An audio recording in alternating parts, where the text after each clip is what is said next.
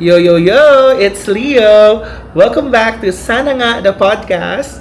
Ang podcast kung saan pinag-uusapan natin ang buhay, pangarap, at laban ng bawat isa. I am Leonardo Achilles, your host, na handang magbigay inspirasyon habang papalapit na tayo sa ating mga pangarap. Ngayon, isang napakahalagang mensahe ang gusto kong ibahagi sa inyo. Huwag kayong susuko. Especially nowadays na yung audience, kasi marami sa audience natin here in this podcast are campus journalists and school paper advisors. So, we are in the circle of campus journalism. Papalapit na po ang pagsisimula. Actually, nagsisimula na nga sa ibang mga regions and divisions ang campus journalism season. Sasabak naman po sa many competitions yung ating mga kabataan at ating mga guro. They will be in the division, yung iba clustered, yung iba district, schools press conference, hanggang aabot sa division, then sa regional, then of course sa pinaka inaasam-asam nating lahat, ang National Schools Press Conference. So, isa lang po ang gusto kong sabihin sa inyo sa pagsisimula natin ng isang panibagong season. Bilang ginagawa ko na po ito for 13 or 14 years already. Hindi ho biro, di ba? Pero ito lang po talaga, napatunayan ko po na wag lang ho talaga tayong sumuko. Especially sa ating mga campus journalists out there na nangangarap na makatungtong at makaupag-uwi ng medalya sa National Schools Press Conference na sa dinig ko ay gaganapin sa Butuan ngayong taon. So, ngayong school year, I mean.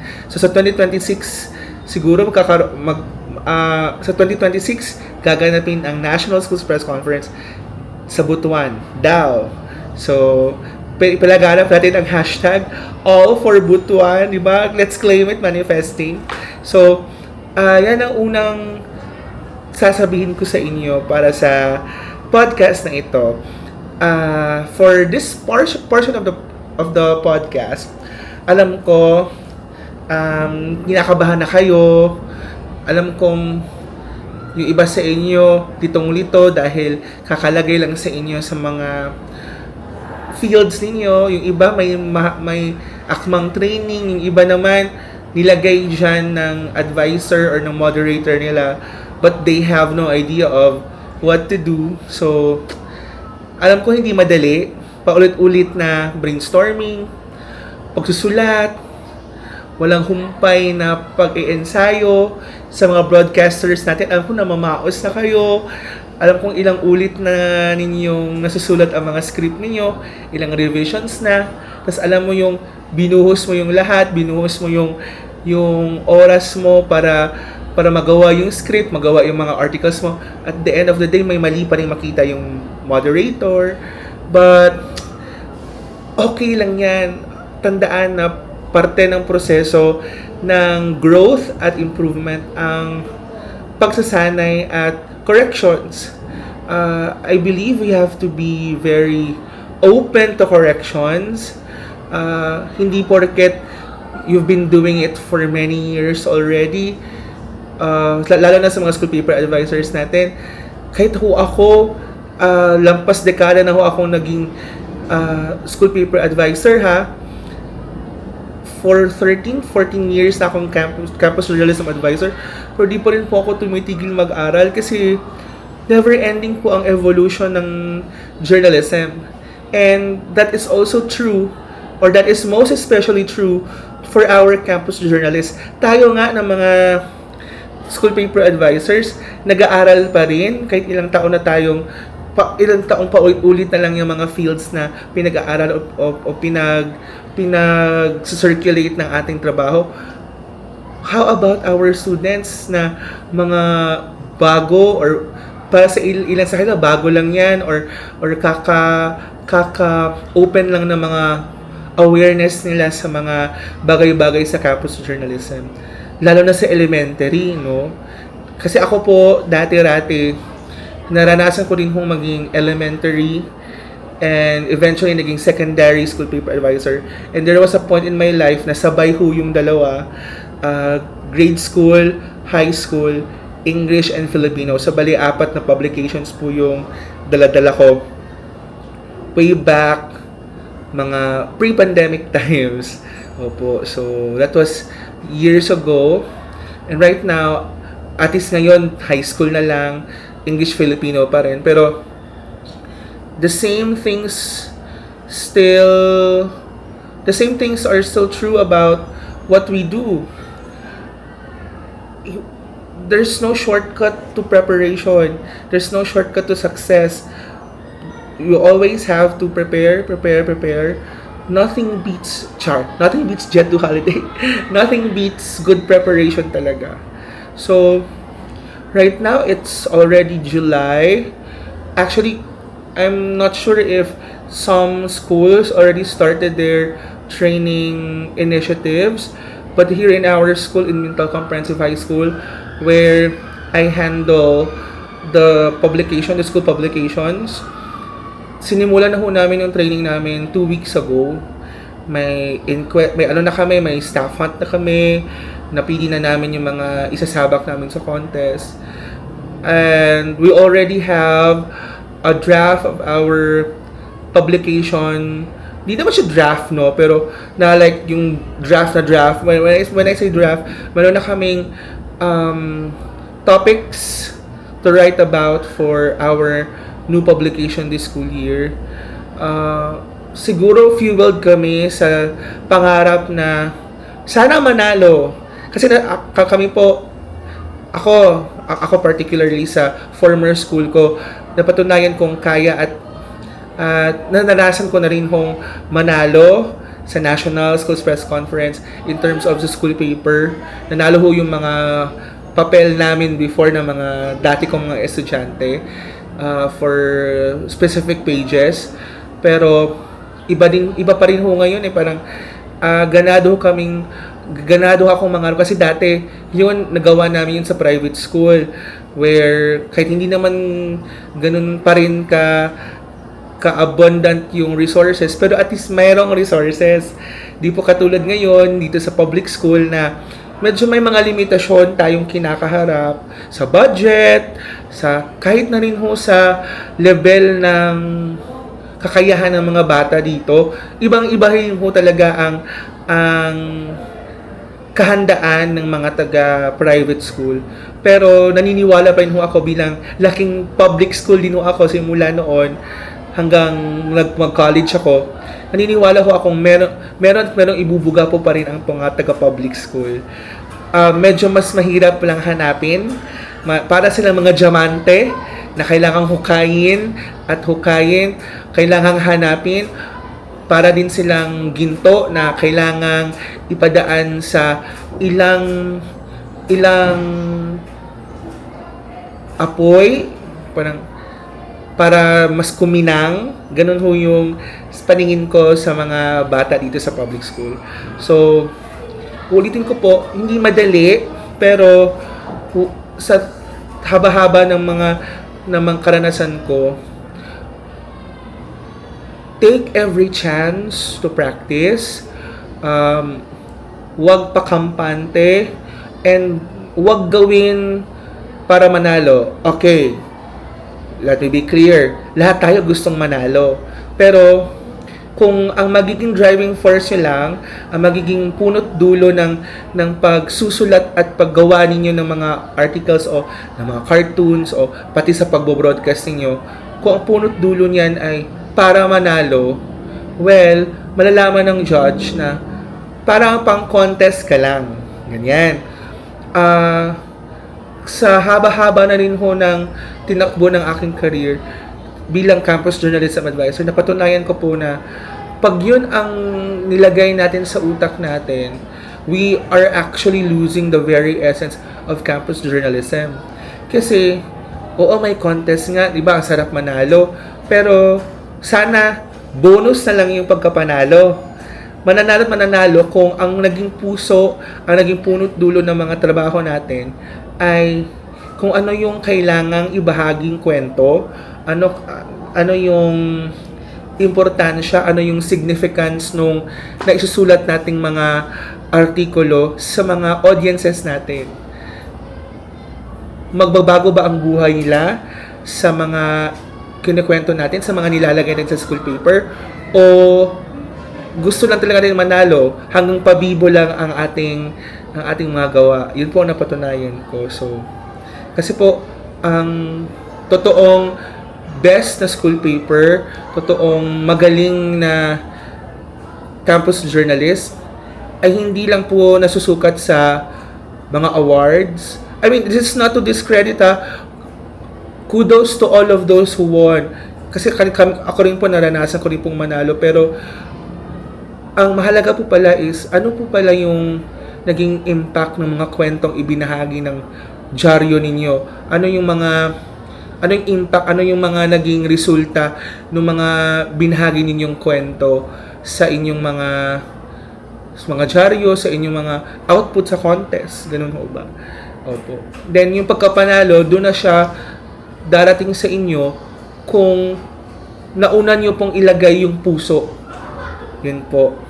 Kasi marami po kasing mga campus journalists, mga school paper advisors na driven by winning. Oo. Again, it's not entirely wrong, I believe, pero wag po sana nating ituon lang doon yung ating puso at isipan, dahil po ang root essence ho talaga ng campus journalism ay hindi contest, hindi pagkapanalo, kundi yung impact, yung nadudulot nating contribution, nadudulot nating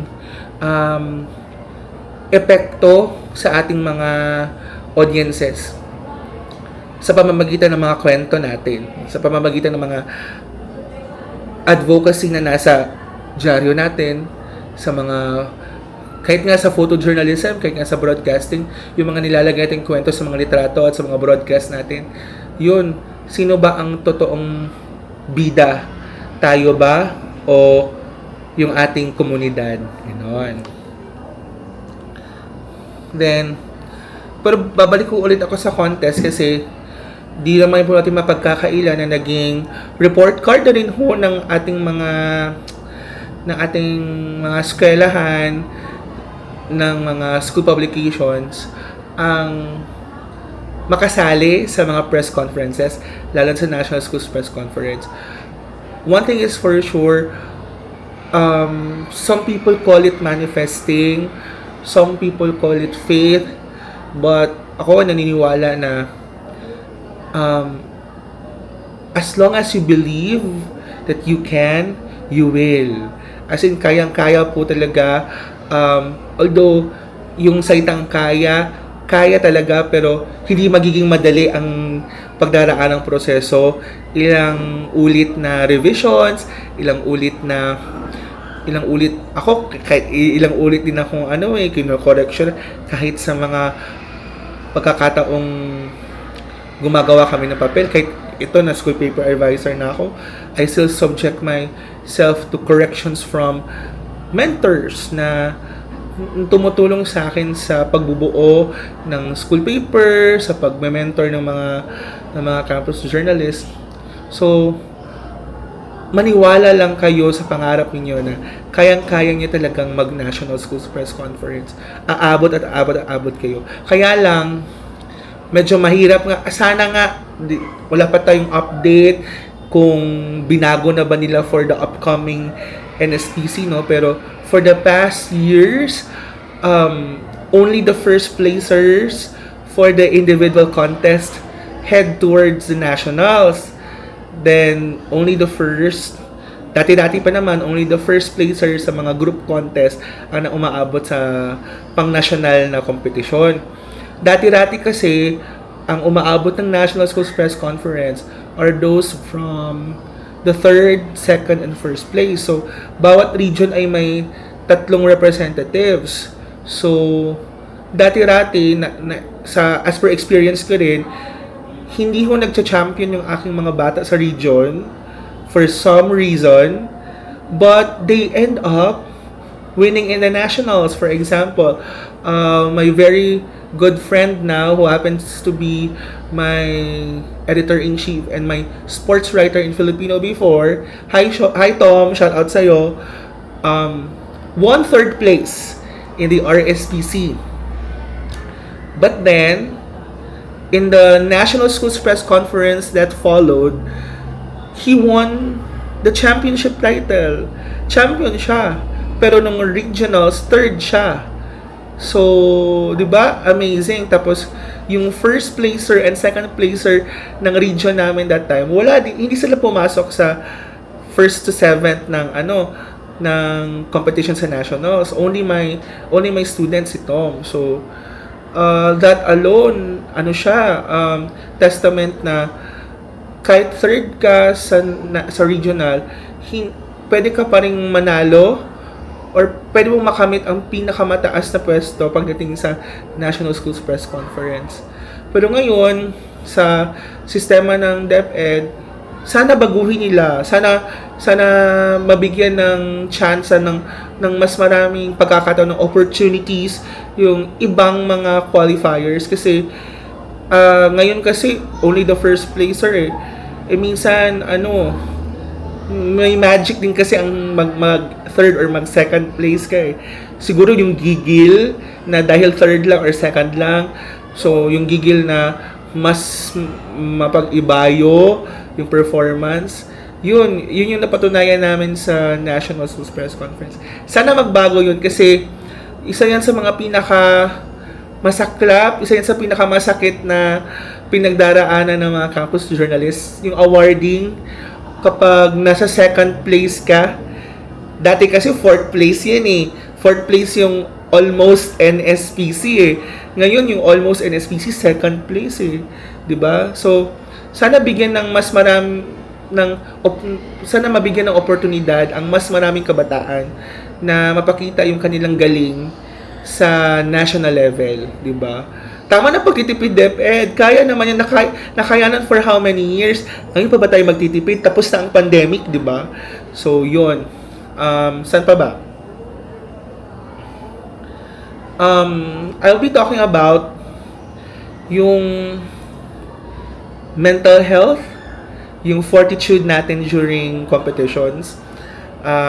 Bilang campus paper advisor, kahit ngayon na training na kami araw-araw ko pong nasasaksihan ang external, internal battles ng mga campus journalists ko in terms of preparing themselves for the competitions. At iba din yung mental toll kapag nasa actual contest na. Iba rin yung kalagayan ng utak at damdamin ng mga kabataan kapag nasa awarding na, As in, from division, regional to national, lahat na huyata ng luha ng pagkabigo, luha ng tagumpay, na saksihan ko, siguro naranasan nyo rin. And it's not easy. Pero, yun yung po napatunayan ko na itong, for us to, or for someone to thrive in campus journalism, ibang klaseng tapang ang hinihingi ng puso at isipan.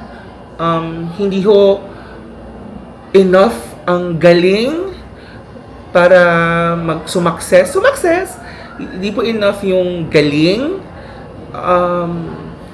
Kakailanganin yung ibang level ng fighting spirit.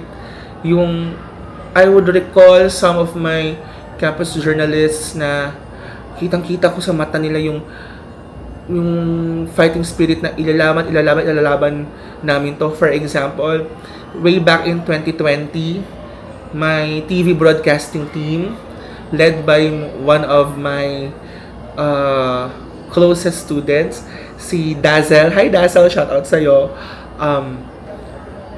I saw the fighting spirit in their eyes, lalo na kapag, kasi ang broadcasting kasi in front of the camera, performative kasi siya so kailangan humarap sa camera. I really saw how she managed to pull herself through despite having doubts, despite having fever nung RSPC before their NSPC.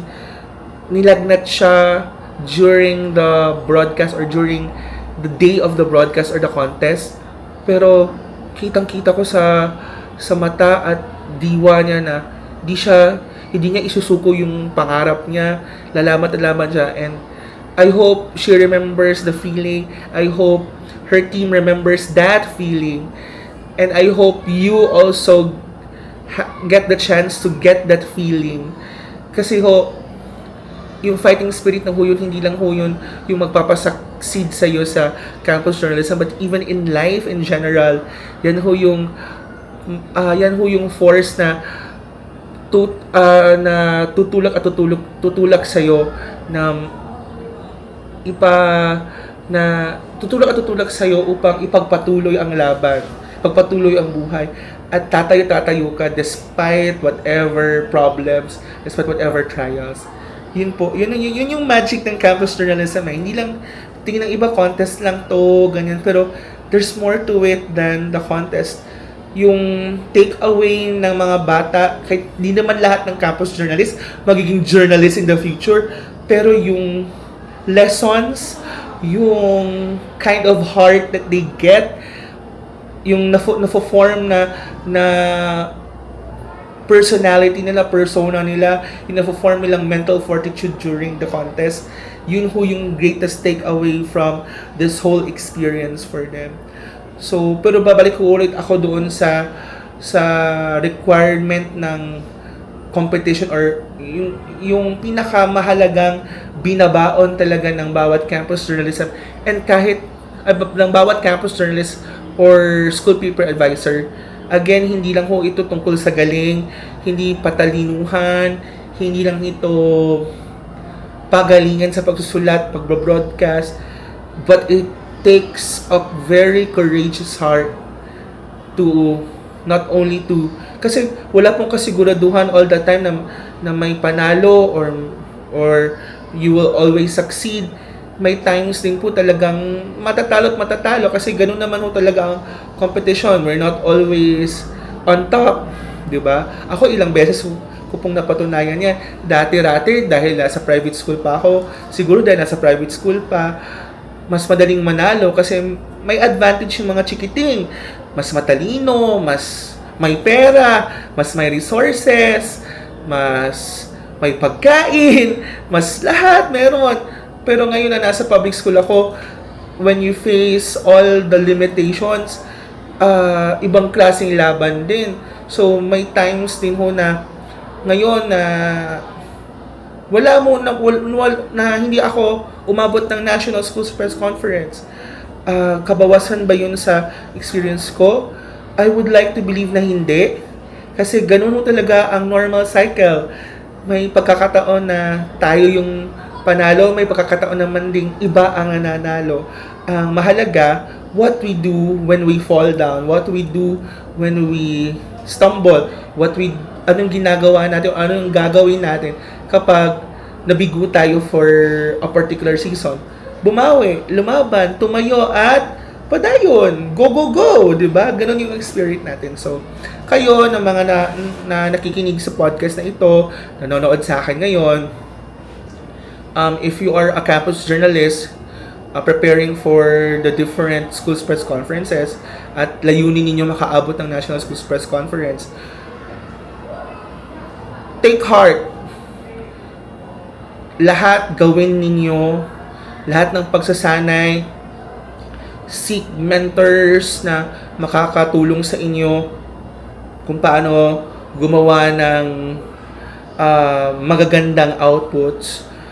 And don't just practice once, twice. Kung pwede, everyday nagsasanay kayo. Nothing beats good preparation.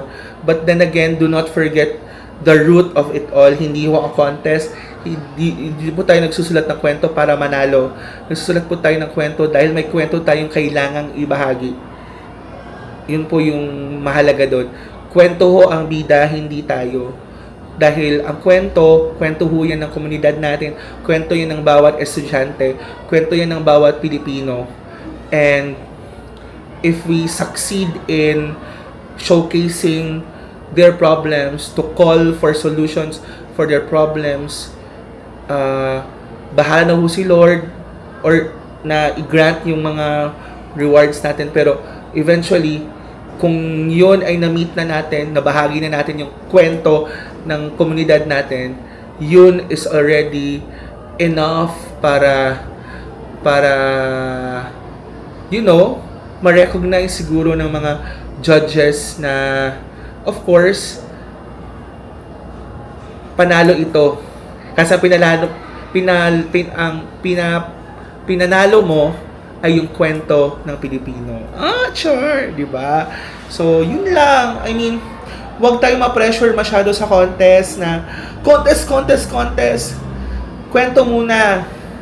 Tapos hayaan mo yung kwento yung magpa-champion sa'yo. Hayaan mo yung kwento, hayaan mo yung kwento, yung article mo, hayaan mo yung script mo. Ibida mo lang yung kwento ng Pilipino, ibenta mo lang, ikwento mo lang yung kwento ng komunidad mo. Yun na yung magpapanalo sa'yo. Okay? But of course, we have to update ourselves sa mga latest na trends, latest na kaganapan sa loob at labas ng bansa para maging relevant pa rin yung mga gawa natin. We have to update ourselves for the current styles in writing. Ako, I still study, I still read a lot.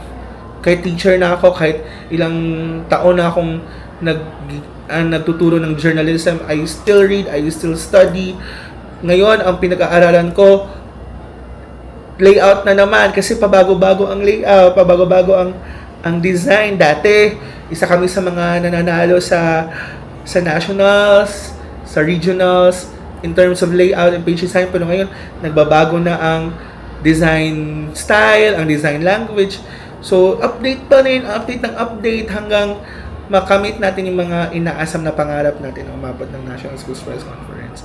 So, ayun, sa pagsisimula ng bagong cycle, sa pagsisimula ng bagong season, I wish everyone good luck, laban tayo, and I hope kita-kits tayo lahat sa nationals. Manalig lang talaga. Aabot at abot tayo sa nationals. Kumbaga, that's what I tell my students right now. Do not fail to dream. Do not fail to believe. Kasi if you fail to dream, if you fail to believe, then you will really fail. Ganun siya. So, laban lang, padayon, and kita-kit sa National Schools Press Conference. Simula na. Bye, guys! And again, this has been Leo for Sana Nga, the podcast. So, let me end this podcast with sana nga maka-NSPC tayong lahat. Sana see you ha. So, bye-bye!